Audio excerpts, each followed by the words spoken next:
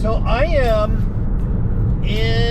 just crossed into my 19th state.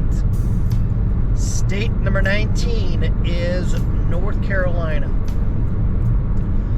plus the District of Columbia. So that was one. But it's not a state. It's just the District of Columbia.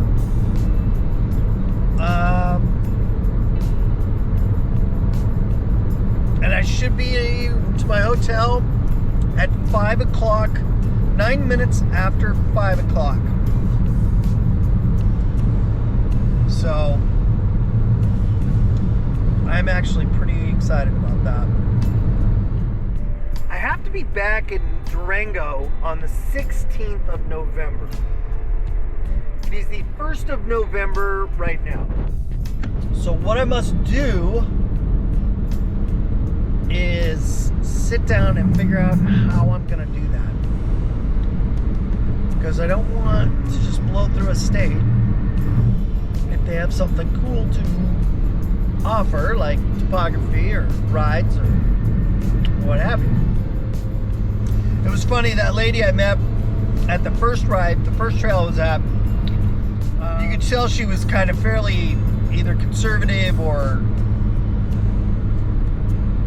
right of center independent or something like that, because I didn't say anything. I said, yeah, I was in Washington, D.C. riding around yesterday. And she looked up and she's all, Washington, D.C. is a shithole.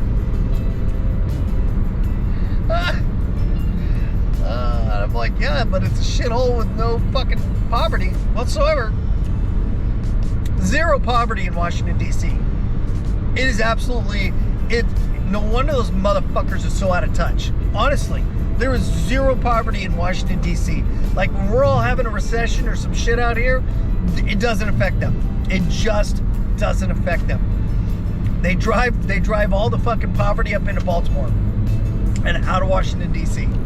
If you live in Washington, D.C., you have money. Because they're fucking nice houses. There's no projects in Washington, D.C. Hell no. There's no ghetto in Washington, D.C. None of that shit. The only poverty you see in Washington, D.C. are the fuckers who pitch a tent in any city park that has an area. And even there, when I drove by all the tent cities and shit, they're all clean. Fucking look nice and shit. There's not a bunch of trash around like you see in San Francisco and all over California, in Denver, shit like that. No, it's all prim and proper. And I was wondering, like, where the fuck do all the poor people live? They live in Baltimore. But I was wondering, so I looked it up. And, like, the overwhelming amount of poverty in Washington, D.C. Are males from the age of 18 to 24. Fucking lazy millennials. They just don't want to work. And they probably come from affluent families too. White. And females are 18 to 34. White.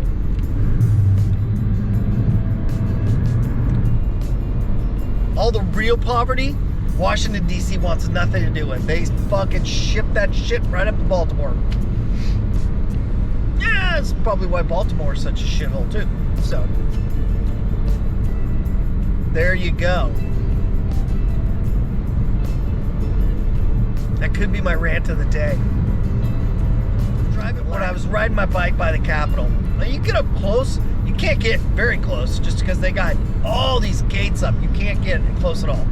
After January 6th, it's like total shutdown. Shut down! But there's these huge, like, permanent gates that they've installed all along the front of the Capitol. And it's like, fuck you, Nancy Pelosi, you fucking old turd, arrogant bastards. Like, you think your life is so fucking valuable that you need to put up millions of dollars worth of chain link fences and these massive gates with this huge steel and shit. There's police all over the place. It's absolutely insane. What the audacity of these dumb motherfuckers to think that they are so important that they need to be protected like that. The president, that's one thing. You've got to protect Joe.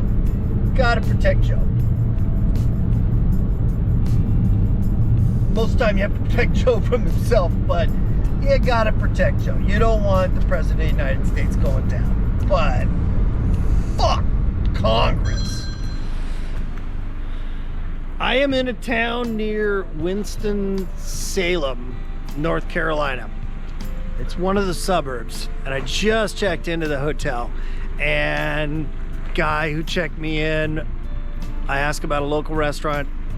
Country Barbecue, he says, is the place, and Brunswick stew is the dish. So I looked them up. It's not bad, man. They got over 1,100 reviews, and they've got a 4.3 or 4.4, something like that. That's not bad, but I'm gonna go check it out. I'm kind of excited because I don't know what Brunswick stew is. I mean, unless there's like roadkill in it, I'm in. Let's go. All right, so Brunswick stew right there. I didn't even get inside. Brunswick stew. Looks like it's just got a whole bunch of stuff in it. Brunswick stew. For me and you. And your friend named Stu. Unless he has to poo. And we'll do the do. It's pork, so no.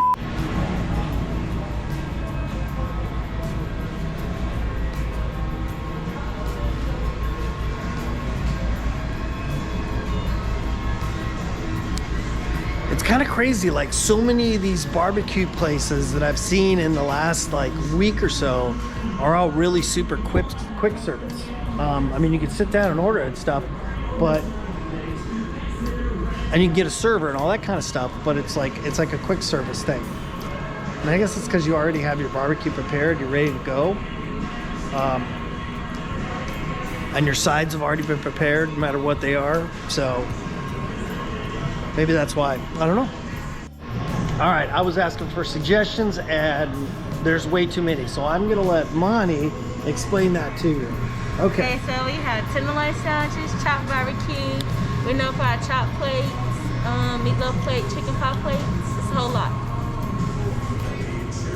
So I have to choose from that. All right, here I go. All right, so I went with the tenderloin. I got two sides. I got mashed potatoes, because I hoping they're homemade, and I got mac and cheese, because I know that that's homemade. And then I got a little slice of peach cobbler, because that's homemade too. All right, I'm excited, totally excited. I had cereal at like 6:50 this morning, and that's it. And then a handful, right, 7 handfuls of sunflower seeds. But I'm hungry, I'm ready to eat. Super hungry, super excited. Oh man, look at that. Oh, I guess those are the hush puppies. All right. Oh, look at that. Tenderloin and gravy. Oh, mashed potatoes and gravy. Wow. Mama. Must be. Oh, look at that. I wish I hadn't done all that, but. And this is my Brunswick right here. Let's check this out.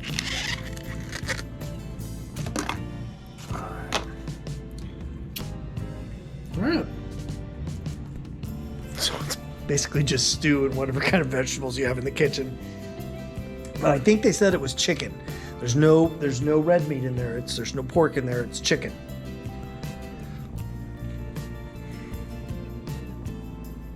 That guy happy. So good. So good. I was really stoked. The mashed potatoes are homemade for sure. I'm almost positive the gravy is a powdered gravy though that they mixed with milk or something like that. It just doesn't have the flavor profile for homemade.